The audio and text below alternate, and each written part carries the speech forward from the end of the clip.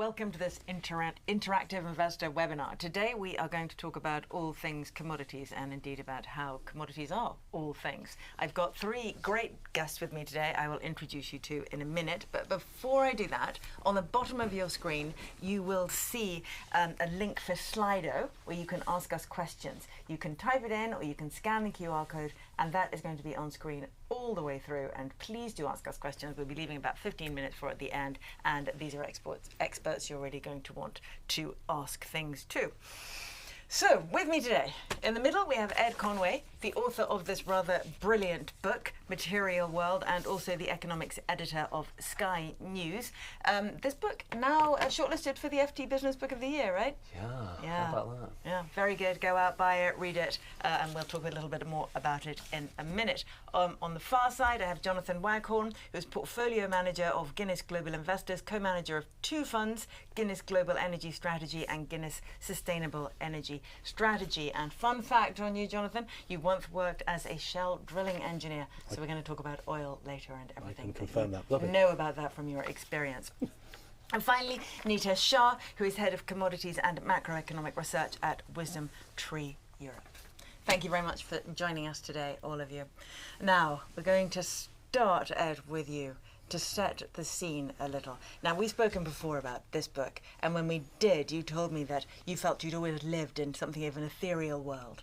And when you entered the world of commodities, everything came a little bit more material. Yeah, I speaking for myself, but I think for a lot of people, because 80% of people work in the service sector, I feel like we've become a bit disconnected from the practicalities of how we make the stuff, how we get the stuff and make the stuff that we all depend on. We kind of think that, when you're watching this, it's all, happening ethereally through the air. But of course, there are lots of fibre optics, lots of copper, lots of silicon chips that this is all dependent on. And that stuff has to come from somewhere, and not to mention all the plastics and all the other bits and pieces that we need to get. And you need to get stuff out of the ground and turn it into physical products in order to bring you the world of today. And I think, it's very voguish now to talk about the energy transition and all of the different things that we're, having to get out of the ground now to bring you the batteries and solar panels and the wind turbines and all those things you need. But in reality, we've been doing this all the time. We've always needed to mine, to refine, to exploit, to convert. And it's something humankind has always done. And so, yeah, I've been on this little journey looking around what I call the material world. So I've picked on 6 substances, not an exhaustive list, but 6 to start with: sand, salt, iron, copper, oil, and lithium. And between those, you kind of have this sense of how civilization as we know it is constructed. That's the idea. That's the kind of sales pitch. And obviously there's relevance for commodities, but I should say, I'm no expert on commodities, so I have 2 people here who are far more expert than I am. But my understanding of the necessity of getting stuff out of the ground and doing amazing things to it has completely transformed, and I think that's quite a useful, way of understanding the challenges facing us as humanity. And one of the things that's you're unusual in that you've been to mines, right? And your journey started at a gold mine where you realised quite how much ground had to be moved and quite how much energy had to be expended to get out an ounce of gold here or there. And the scale is just extraordinary. The scale is extraordinary, and I guess it started when I went to this gold mine in Nevada and hadn't really thought much about how much earth you need to move just to get something as simple as a wedding ring or indeed a gold bar, and it's just extraordinary amounts. And of course that goes for copper, it goes to a lesser extent for iron because there's more iron within iron ore. But nonetheless, the scale of what we have to do to extract the stuff that we don't even think that much about, whether it's gold, whether it's copper, a lot of this stuff is kind of buried away, so we don't think that much about it. Yet the scale of what we already do is enormous, and the scale of what we will need to do to fulfill all of these promises we've made to make the world more green is extraordinary as well. And I think until we understand what we do now, I don't think we're going to have a kind of full and comprehensive understanding of what we need to do to deliver this energy transition everyone's talking about. Yeah. So when you've looked at the scale of this kind of thing and you think about, for example, the amount of copper, lithium, etc. that are going to be required for the energy transition, it looks slightly scary, doesn't it? It looks enormous, and in some senses it's scary because, you know, it's a lot more copper than we're kind of used to getting out of the ground, and it's, you know, a lot more lithium. Lithium doesn't really kind of exist as a mass mining industry, or at least it's been quite small, and now it needs to get enormous. So we're slightly only just beginning to learn how to mine lithium. We're only learning how to, yeah, we've got various different techniques. However, I think this is and this should be kind of reassuring to some extent. We've done this before. You know, we do have lots of experience of mining copper. We just need to get a lot more of it now. We have an extraordinary amount of experience of mining oil and fossil fuels. Actually, in future, we may not have to do quite so much of that. And actually, there is this beautiful promised land in the future where our footprint can genuinely diminish. But in order to get to that promised land, you know, because in future we'll be mining stuff to build things. So we're mining copper to make batteries, and we're mining lithium to make batteries, and the same thing for wind turbines, as opposed to mining coal to just put it into a kind of furnace and burn it. So there is this promised land in future where our footprint diminishes. But to get to that promised land, we've got this big hump, it looks like, where you have to just have so much more of this resource exploitation than ever before. And that it is kind of intimidating. But like I say, we are used to doing this as a species. We have done it for many, many decades, and we need not be terrified of it. We just have to do more of it. But there does need to be a mental shift for people to understand that these great big holes in the ground have to be dug. You know, we've been through a period in which it's been incredibly difficult to get, for example, permissions to open new mines in a lot of countries. And if we want to get over this hump that you're talking about, we have to get our heads around the fact that in order to get anywhere near clean, we have to be really, really dirty first. Well, I think it's an understandable thing that people, you know, you see. And when I first saw my first copper mine, so it started in a gold mine, but when I first saw my first copper mine, you know, even bigger, even deeper than the gold mine I'd seen, I found it shocking. But that was the reality. That is the reality of how we've delivered electricity around the world, and urbanisation and all of these positive things for the most part. If we are going to have a green future, if we're going to have sustainable transport and we're going to electrify everything, which is kind of what you need to do, we do need more of that stuff, and there's no getting away from it. And people instinctively recoil from that. But if we're not going to deliver it if we don't actually get our hands dirty, it's uncomfortable, but it's true. And I think one of the biggest obstacles to net zero is our reluctance to do that. You know, it is that getting permission to, you know, make a copper mine is more difficult than ever before, including in places like Chile and Peru, where there are political obstacles as well. Getting the training to get the engineers, you know, there aren't enough engineers, for instance, these days. There aren't enough mining experts. There aren't enough geologists. And that's in part because a lot of people think these are kind of dirty professions. And they think they're dying industries, of course. And people they think, well, why would you want to be a mining engineer? But of course, being a mining engineer is going to be one of the great jobs of the future. It should be massive. So there are all of these paradoxes one comes across. And that journey of understanding all of this, for me, it was kind of an eye-opener. These guys, you know, understand far more than I do about that. But for me, it's an eye-opener.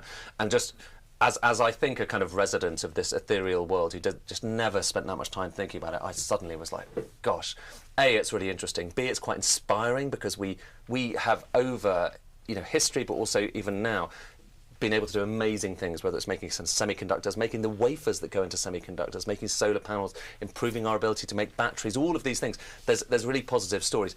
But finally, there's a kind of, you know, we have set ourselves lots of enormous and quite scary challenges, you know, to get to net zero. We set ourselves these challenges.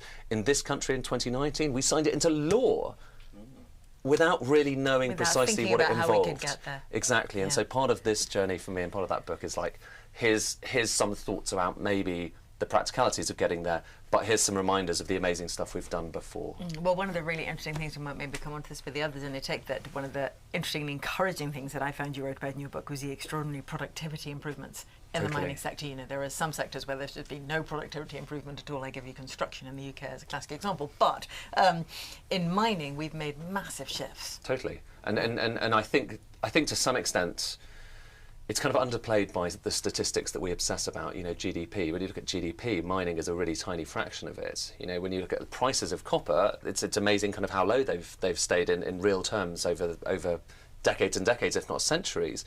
But part of that is the fact that we have just got ever better at getting this stuff out of the ground with ever fewer kind of hands having to do it. When you look back to copper mines, you know, a century ago, they are quite terrifying places. Now, it is a massive People call it kind of, weapons of, it's like mass destruction in order to get stuff out of the ground. So there's, on the one hand, it's shocking, but on the other hand, as an economic force, what you're seeing there is this productivity leap which has enabled the rest of the world to urbanize and for us to have all of the electricity we need to deliver the world we have today. So there are stories that are quite encouraging, but at the same time as being encouraging, they're also unsettling because it's dirty and it's brutish and you're tearing up big parts of the earth to do it.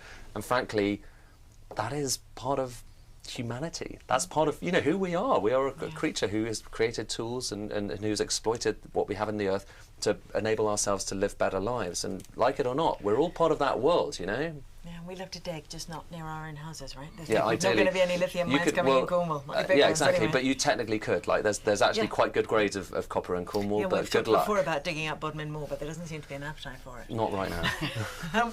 It's just from what Ed says, it sounds to me like there's a commodity super cycle coming.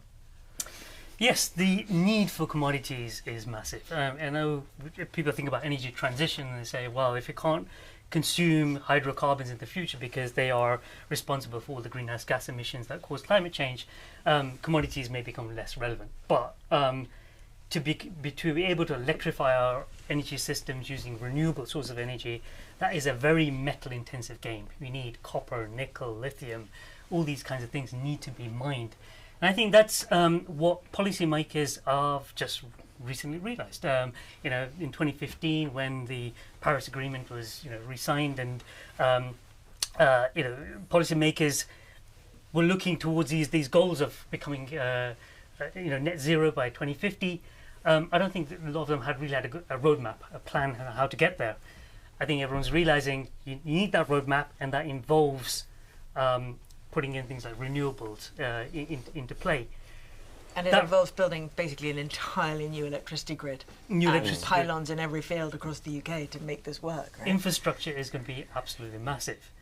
And I think most people, at least developed world country policymakers are now realising most of the technological know-how, the current investment is highly concentrated in China, and that's where most of the processing or refinement of the material is taking place. So I think there is that sort of these policymakers have had this epiphany, and I think that's what's led to things like the Inflation Reduction Act in the US, which is a complete misnomer in terms of policy. It's going to be massively inflationary, if anything.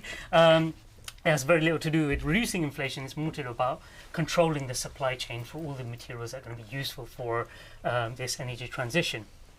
Here in Europe, that urgency became all that more clear last year after the Ukraine war. Europe realized over-dependency on Russian hydrocarbons. One of the best ways to move away from that is to go towards renewables, so that accelerates the energy transition that was already happening. And so there's another slug of money being put in place to be able to control more of the supply chain here in Europe.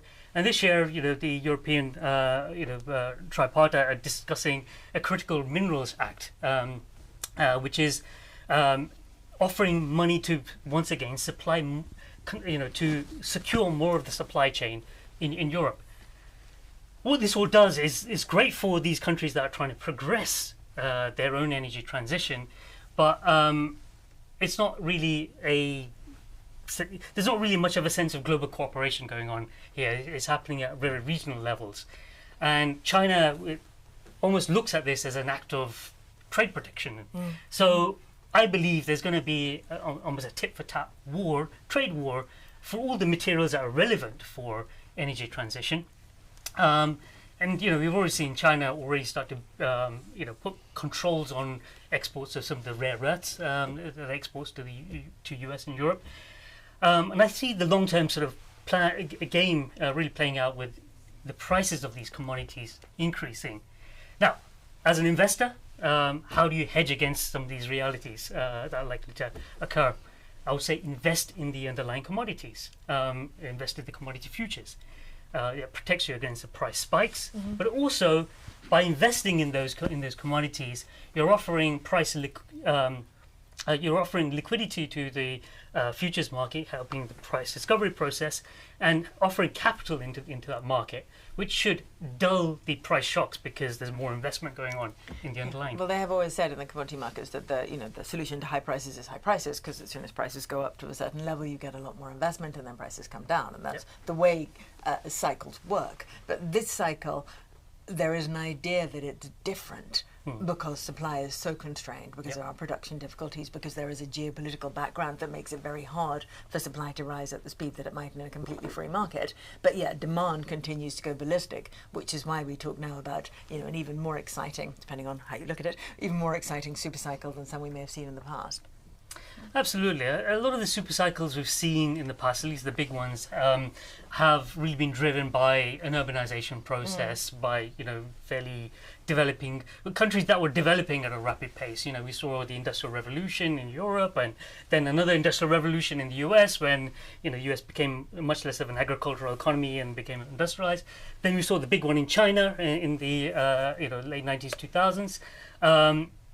They were very much about population shift and individual countries progressing. Now we're seeing this at a global level. Every single country will want to pursue the same strategy almost at the same point in time. Maybe some developing countries move slower than the developed, but if we do have this target of becoming net zero by the middle of the century, then that does need a lot of change in the way we behave. It's not a target, it's a legal necessity. It is. It's an internationally binding treaty. It's going to be tough for many countries to be pursuing the same strategy, and most countries are realizing this quite late. And as it goes back to Ed's point, investment in this should have really happened a while ago, and any dithering at this point in time is really wasting time. And what it does, it increases the transition risks, as we got to maybe play catch up later on in the game. And that once again, we may find that a wonderful new technology comes along and does this for us. Yeah. Ends the super cycle, brings it all back to earth. The lead times to actually bringing technologies to the market is quite long. I mean, you think about the lithium-ion battery. It was invented in the 1990s, right? And yet we're still trying to get that battery market to scale.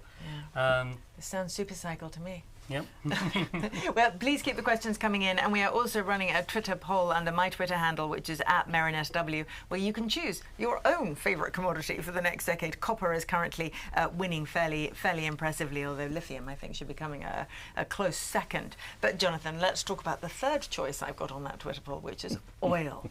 Now, the transition is all well and good, but we're still using fossil fuels across the world for the vast majority, around 80% of our energy needs. Oil isn't going anywhere, however much anyone wants it to. Price is going up. What's the near-term outlook there? Always difficult to say what near-term oil prices go medium will be. Then. Go medium. I'm going to go medium, if I may. Let's say our medium to longer term view is oil demand probably peaks 2030. We then go into a reasonably shallow decline, such that by 2050 we're probably still in the order of 70 or 80 million barrels a day of oil demand. It's not where are we now? We're currently just over 100. So this is not a net zero scenario. That's based on what we see happening today, as opposed to any aspirational or, dare I say, legal kind of requirements that we have. So what causes the fall off then? Demand. The fall off is going to be the electrification of transportation, so that is passenger transportation picking up. So we'd see oil demand for passenger vehicles peaking about 2024, and then as we see more and more EVs picking up, then oil starts to tail off as a result. And ultimately... And that's, sorry, I'm just going to interrupt you briefly, and that's even, let's say we have fast economic growth across parts of the emerging world, even with an attempt to raise living standards across, say, Africa, we would still see oil demand peaking. I think that's still what we would see. And can we be pretty precise about the absolute level or the year? No, it's difficult to say. It's not going down next year and going down 2.5 million barrels a day that's demanded under net zero. So we would say there's still a good outlook for oil, and the outlook for gas, incidentally, is even better than that. So fossil fuels are going to be with us for some time to come, and we need them because we can't make the transition straight away. We can't go directly to a 100% kind of renewable world. We need to have a little bit of both for a long period of time until we build the storage and the resiliency around the renewables. as we look at it, that doesn't appear to be priced in, the longer term outlook for oil.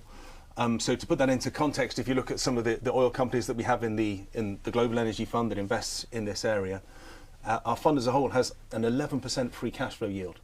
So you think of the market cap of our companies, they're generating 11% of that as free cash every single year. That's after their capital expenditure, partly because their capex is low. No company wants to be the one that developed the last oil field or built the last refinery. Okay, so they're paying down their debt. Capex is they're restrained. not investing. They're not investing. They're paying. Their debt actually now is pretty much paid down. That's all very, very controllable. Dividends now are starting to grow again, having seen them cut during COVID. Yeah. So that's starting to come back. Share buybacks, dividend yield about 4.5% for that group of companies. So your dividend yield is nearly 3 times, covered by the free cash that's being generated by the companies. Now, that level of free cash generation is unheard of in history. The question becomes, how sustainable is it? How long do you want to pay for it? And the market clearly is sceptical on how long that will be sustained. And that's based on an $80 oil price. That's not 96, 97 that we see today. So I think in the world of energy equities, there's still a great deal of conservatism in terms of what the investing public is willing to say will be sustained on a long-term basis. Jonathan, this all sounds very tobacco to me. You've got an unpopular sector into which there is very little capex. There are no new competitors coming in, but demand remains high. Yep. So you get the incumbents continuing to sell their product at higher and higher prices, cash just pouring in. Yep. A lot of people not wanting to be in that sector because it doesn't feel good. Therefore, more cash for everyone else. It sounds like. And there was a great investment opportunity in the dying days of tobacco. Yes. With a tobacco plant, you could close manufacturing of tobacco kind of today, and that affected supply and demand tomorrow. That's slightly less easy to do with oil. I.e., you could stop investing, but an oil field still has a runoff. So we're not going to have quite the same dynamics. But from investor perception, I'd say there's a lot of similarities. And if you look at the integrated oil companies, what are they going to become? They're going to become integrated energy companies. The pace at which they do that, the technologies they get into will be different by different company, different region. The Europeans are going for it. The US are still kind of holding back. They haven't got quite the same pressures. But ultimately, those businesses will exist, I believe, in 10, 20, 30 years. They will be different businesses. They will be serving us and selling us electrons as opposed to just hydrocarbon fuels. There'll be renewable fuels within that as a whole. But we would back those companies as being good allocators of capital, finding sensible returns, and that's not necessarily solar power generation. That's thinking about getting close to the consumer, electric vehicle charging, hydrogen, decarbonisation, CCUS, those kinds of areas. I think our companies have a real opportunity to do growth, deliver growth in that area, and offset fossil fuels.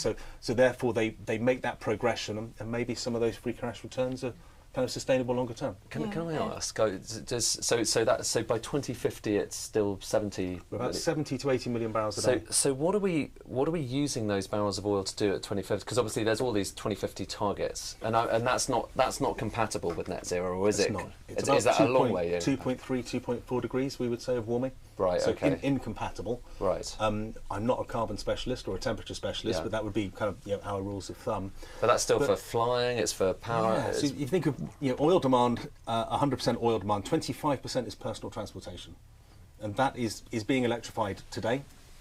But slightly more slowly than it was. But it is slow. I mean, just look at Norway. Their oil demand is higher today than it was 10 years ago, despite 2/3 of their vehicle sales being electric.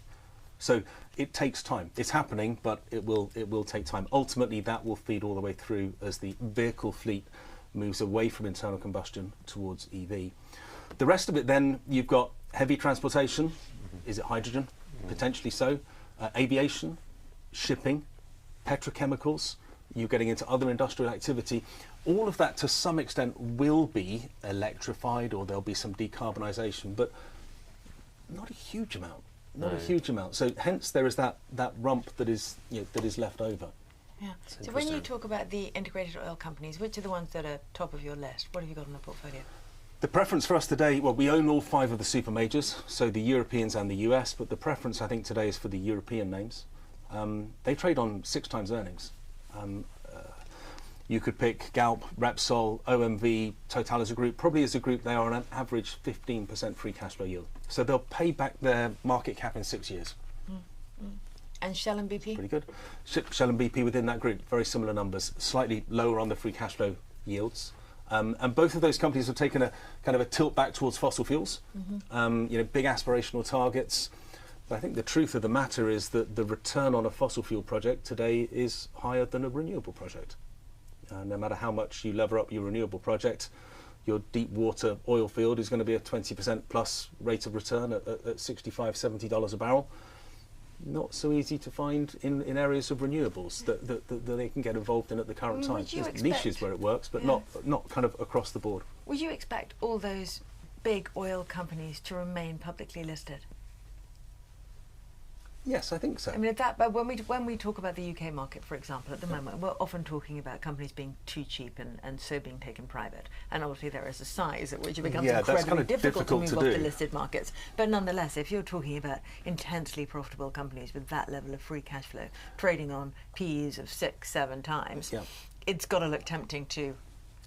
It's got to look tempting, but I'd suggest get some investment bankers in and see how we get some funding to do that, because that's a massive stretch.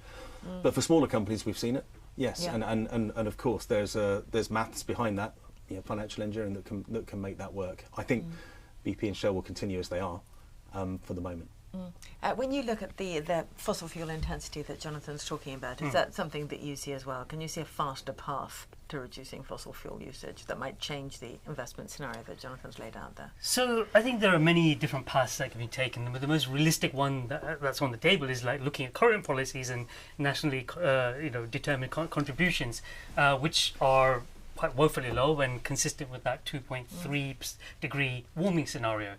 But if you look at the network for greening the financial system, the central bank sponsored organization that translates all the IPCC forecasts into what it means for financial markets, that's what they call a hothouse world. That's a world where the physical risks are really high and therefore present lots of risks to investors, because you're going to get droughts, you're going to get floods, you're going to get wildfires, which really disrupt business.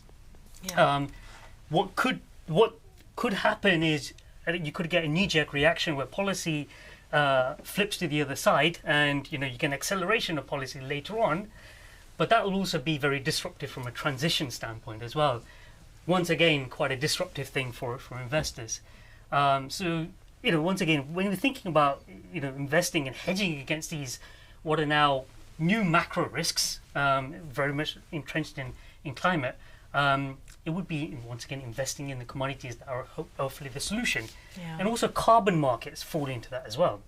So you have these government policies, tools to which offer what things called carbon allowances to be able to bring a price to carbon and raise the cost of doing business as usual, where business as usual has this large externality, this cost put into society, and tries to put that cost back on those companies.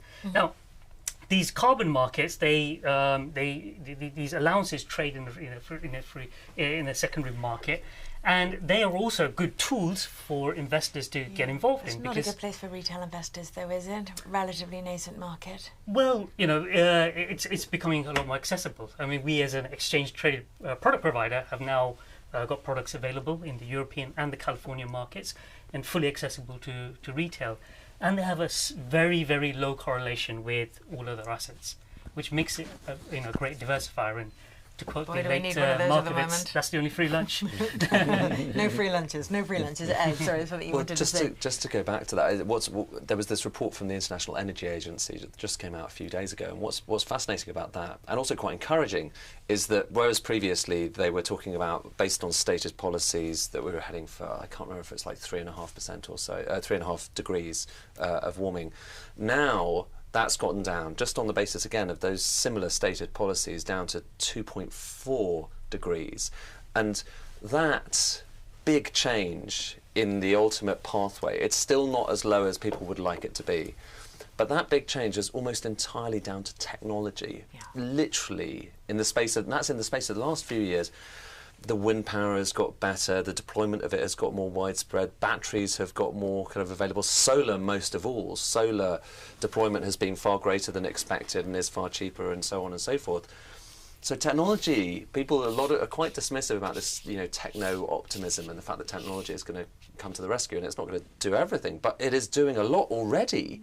And that's kind of amazing. There's also the marginal reduction in individual emissions, right, from using more efficient washing machines and more efficient ovens and more efficient tumble dryers. Yes. All these things have become significantly more efficient over the years, so we use significantly less electricity per person in the UK. However, so there's this thing of William Stanley Jevons, the Jevons paradox that she wrote about in, 18-something or other, where basically the more you're able to kind of, economise, you just go and basically spend more. And the great example of this is SUVs and cars. If you look at the average car, the amount of steel that you're putting into the frame has gone down a lot. It's gone down a lot. The frame, the chassis, is much lighter than it ever was before because of better engineering, better steels.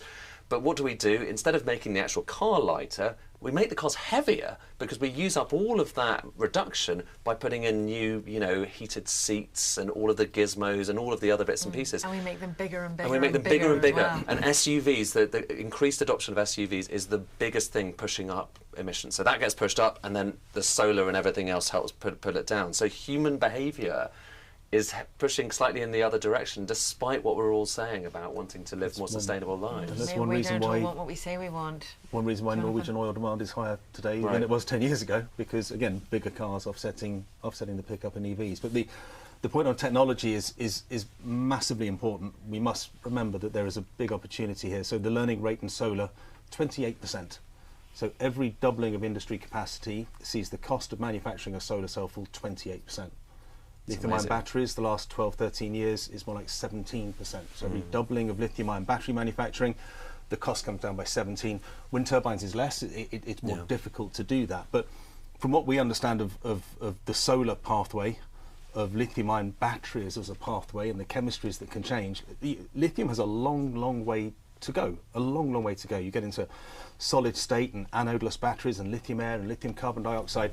You could be talking 10, 20, 30, 40 times energy density what we have today. Now that's the kind of thing that could absolutely disrupt 70 to 80 million barrels a day of oil demand in 2050. Now, we don't see it yet. It still sits in labs. It could come along. It could be economic. So there's a lot of moving parts. This is where the big breakthrough is needed, right, in storage. We need Without those a big storage breakthrough, we're not going to get anywhere. So we've got to find some way of storing the electrons that come from variable renewables at times of the day that we don't want them. What are we going to do with those electrons? Because we don't want to waste them.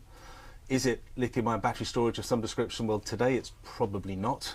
Could it be in 10, 15 years with big improvements? Potentially so. Is it hydrogen? Today it's not economic, but we've got to build an industry.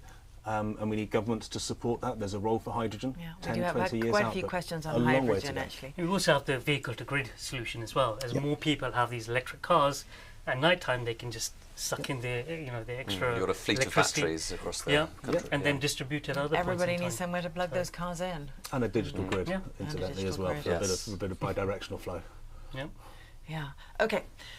Right, we've got a lot of questions coming in, so we're just going to run through some of them. Actually, one of them, there are quite a few on hydrogen. Over the years, quite a few articles saying we'll soon be driving our cars on hydrogen. This has all gone quiet. When will we be driving hydrogen cars? Literally, all of you are shaking your heads. We're never going to be driving hydrogen cars. Batteries won it. Didn't batteries just won? I think batteries are one, but you could drive a hydrogen car. I mean, the Japanese have had fuel cell vehicles. But I challenge you to buy one and have a good experience with it today. I don't think it's an easy thing. So batteries wins.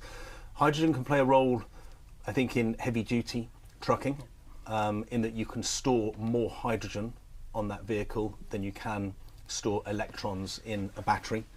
Bear in mind, batteries are very heavy. You can have hydrogen planes. Again, it's lighter to store the hydrogen than it is a battery.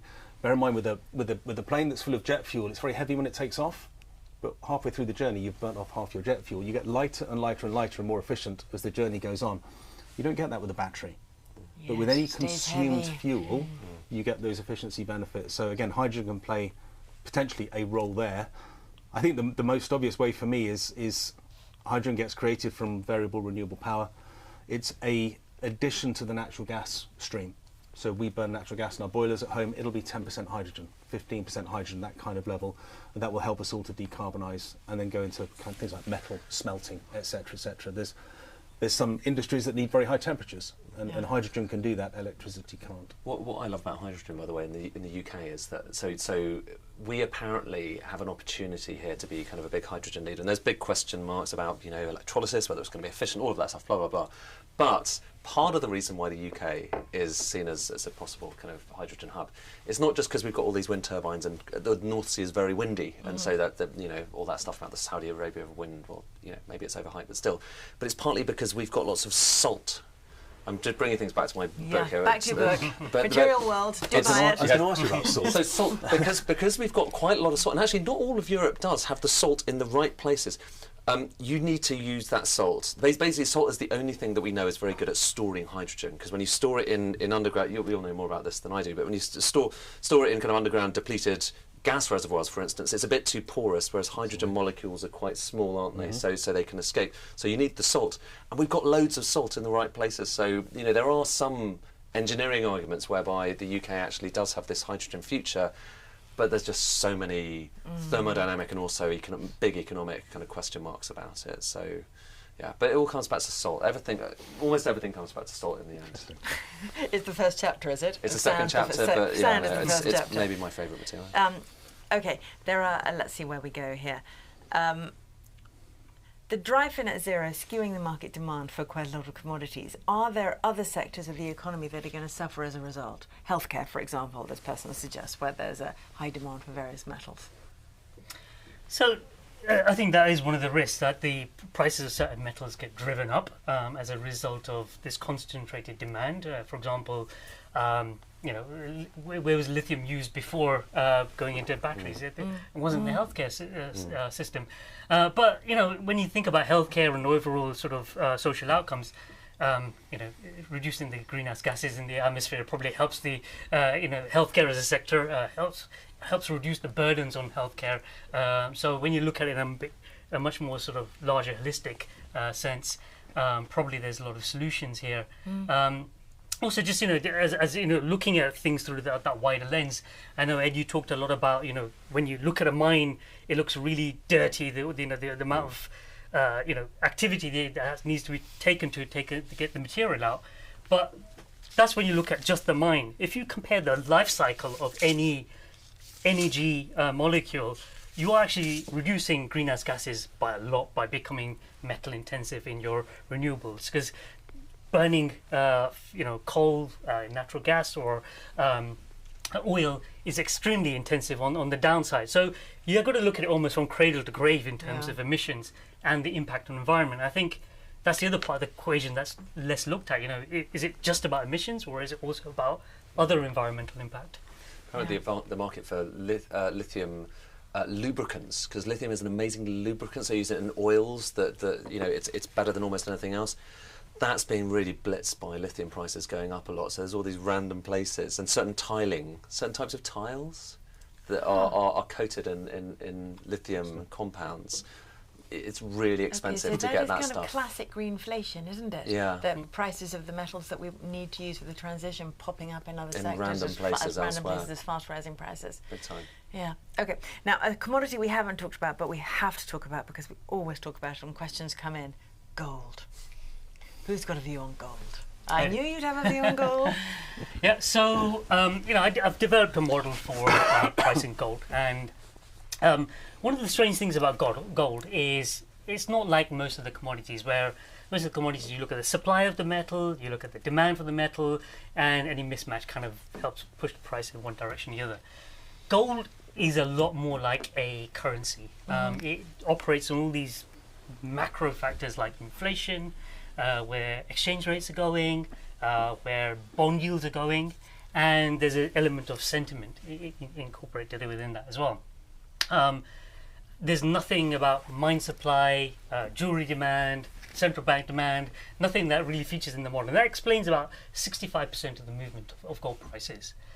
So if I take that model framework, I can explain what's driven gold prices historically, and I can just feed in a macro view of the world into that model. And if I just take consensus views on where treasury yields are going, where the dollar's going, where inflation's going in the US, put that into my model, we get to a gold price of over $2,000 by the middle of next year. So which would push it actually over to a new nominal high, which will be interesting. Where is it right now? So it's at 1,900 at the moment, and my model gets it to around 2,225 by the middle of next year. And if inflation stays higher than expected, your model will push that price up further. Yes, it will. Not that your model is responsible for the price. Yes, no. So inflation remains high. But most consensus is expecting inflation to ease. But what's happening in the model is that bond yields are likely to come off these historic highs that we're at the moment, and also the dollar may depreciate. So just those two small things that help gold and that sort of counteract the easing of inflation. But on top of that, right now, and which is not in the model, and it's probably becoming a bit more of an interesting feature, is that central banks across the world are buying gold in volumes they've never bought in the past. We're at all-time highs for central bank buying. It's so interesting, but why? I mean, I keep seeing this. What is it for? I think the Ukraine war has spooked a lot of, especially developing countries' central banks. The dollar was almost weaponized last year, right? When the Russian central bank could not use dollar, it got frozen. A lot of other central banks are worried that it could, if you fall on the wrong side of the G7, your dollar assets can become useless. So they're going to gold, which is once again a pseudo currency, and it's a very deep liquid market, and it's outside of the G7 currencies. Okay. Now here's an interesting question, and Ed, I think this might be one for you. Is there any appetite or ability to mine? Well, this is actually about mining in space, but I'd like to ask you about that and about mining on the bottom of the sea. Yeah, we've talked about that before. I cover the bottom of the sea a bit in the book, and space not on this one, but it's a similar thing. There's lots of kind of rich minerals you can find on asteroids and elsewhere, but I think all of these arguments kind of fall down. Obviously, there's an extraordinary cost thing to both of those. I mean, space even more so, but going down to the bottom of the sea and mining, it is physically possible these days. You can do it. I've seen some of the craft you use to do it, and as some people believe, the Japanese are quite far advanced in this. The Chinese probably are doing some of this already. It's just really expensive, and this is the thing with commodities, with mining, is a lot of it depends on being able to get as much as we can out of the ground as cheaply as possible and as efficiently as possible. And every time there have been quite a few kind of moments of people saying there's going to be peak copper and all of it, peak oil is a big thing, but we as humans are pretty good each time at confounding those expectations, and we confound them often by just coming up with better engineering at getting this stuff out. So obviously there's fracking, but also with copper, we just got so much better at getting copper out of stuff that would previously have been considered rubbish, low grade rocks. The average copper grades have gone down from kind of 3-4% to well below 1% now, and I think what's more likely than deep sea mining, although it's very possible you get really high grade stuff down there. Yeah, although it's very worrying, isn't it? Because we know so little about the deep sea. We don't know what we're going to disrupt unpleasantly. But then you can make the argument, and I think there is something to it, that listen, because we're not thinking as much about what it takes to get it on land, all of these mines, nickel mining is incredibly, environmentally questionable. A lot of the toxic tailings thrown into the sea. Because we don't think about the stuff that's happening in terrestrial, we skew our vision of what's kind of appropriate. But yeah, that being said, I just think we will probably just get a lot better at getting the stuff off land, and that's no bad thing. Okay. And I think one of the things that you're seeing an increasing trend is of remining the tailings, things that were thrown away previously because it's hard to get out. They're going back into that and rummaging through the rubbish basically. Well, that brings us back to a couple of questions. We've only got a few minutes left, so I'm going to ask these questions quickly, and we'll have to answer them quickly now. Quite a few questions about recycling and the extent to which we can deal with the demand and the supply issues by recycling from products. Is that something we're moving forward? And one of the things we read about a lot is the way you can't recycle a lot of the wind turbines. That's buried in the desert in Arizona, and what a nightmare that is. The big headline example, and now, yes, plans for recyclable blades, but the existing equipment obviously very difficult to do. It's one of the key pillars in the EU for the for recycling, for the circular economy. As an investor in sustainable energy, I look at 250 companies. That's my universe. I would love to find companies in there that do recycling for energy, for the energy transition, and there's very little yet. So think of this as an emerging area. Yeah. It's clearly a focus, but from an investor's point of view, I don't think there's much they can do today. Okay, Shane, quick one for you. Yeah, we have a couple of those funds which have recyclers in them, and we believe that's going to be a massive growth area, especially in batteries, because there's not enough spent batteries right now. When that gets to volume, there's going to be massive volume going through that. Okay, and one quick popular question, aluminium. So aluminium is a very useful metal, especially for lightweighting things. You know, if you think about these electric vehicles, they're extremely heavy because they've got these heavy batteries in them. To make them operable, it's nice to have lighter metals in them. And aluminium is also used in the cathode technologies as well, so the cathodes that are used for batteries. So there's a lot of growth that we're expecting in that market too. Okay, one more quick one. We're really getting to the end here. One of the most disappointing commodities that we've had over the last decade or so has been graphite. Yeah, so it's supposed to change our world and totally didn't. It's useful, but at the same time, there's plenty of it, so there isn't that scarcity issue. But moreover, for investors, there is no liquid futures market in that, so it's hard to even access. If you're going directly to the companies, then you've got all the idiosyncratic company risks, and very often companies are producing this, they start producing loads of other things, so it's hard to really drill into that as a pure play. Yeah. We also make a lot of that. So these days, there's the big voguish thing is not natural graphite, flake graphite that comes out of mines, but synthetic graphite. And where do you make synthetic graphite from? You make it from crude oil. So actually, and where does that synthetic graphite go into? It goes into batteries. So the battery in your phone, the battery in your electric car probably has a big dollop of crude oil somewhere in it. So does almost everything, doesn't it? At some point in the future, those anodes will become lithium. So you won't need the graphite there anyway. Yeah. Okay. At some point. At some point. Now the question, we're very nearly at the end here. The questions asked most often across the questions that come in on Slido is about, is it okay just to get broad exposure to the commodities market through a generalised commodity tracker? A perfectly reasonable thing for people to do. Absolutely. We provide loads of them. You'd say no, of course. You can go ahead and say yes. We provide loads of them, and it really helps with diversification, because it's hard to predict which specific commodity and technology will be most in vogue. I mean, that's technology, right? It's hard to guess. So we provide lots of really broad technology, commodity products, but also we provide thematic ones as well. So ones that are useful for energy transition or battery technology as well. And if you want to, if there's a specific theme you're trying to play behind that. Okay. You know how you just said that it's really hard to choose a specific commodity? What we're going to do before we finish is we're all going to choose a specific commodity. That Twitter poll is still going, and it seems that you are all mad for copper, lithium second, followed by oil. But let's see what our panel think. I'm obviously going to go energy related. I would do, and partly to answer your former question. Equities in the energy space have typically outperformed the commodity in terms of investor returns. So I would argue that probably stays that way. I would say energy equities, the fund that we have in global energy, 11% free cash flow yield, $80 oil. If we have 10 years of $80 oil, you've got your money back. And then at that point in time, I would still argue 2033, these companies still have very good businesses ahead. So oil, but oil companies, oil and gas companies. All right, I'm putting that down as oil.